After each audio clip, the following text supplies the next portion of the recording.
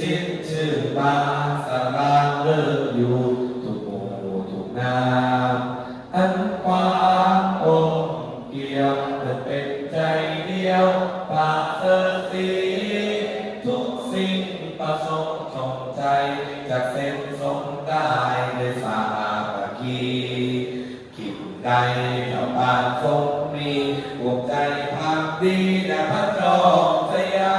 มพอพึ่งดังมือเกี่ยวยาอยากเย็นเห็นง่ายก็ง่ายก็ว่าอันว่าตรงเกี่ยวเป็นใจเดียวปราศสีทุกสิ่งประสงค์ตรงใจจะเส้นสมได้ในสามัคคีที่นักก็จักเบาคลายที่อันตรายกับดักขัดขวางฉลองพาเดชประจากตะเวทีคุณพระกรุณาอันว่าปมเกี่ยวกันเป็นใจเดียวปราศสี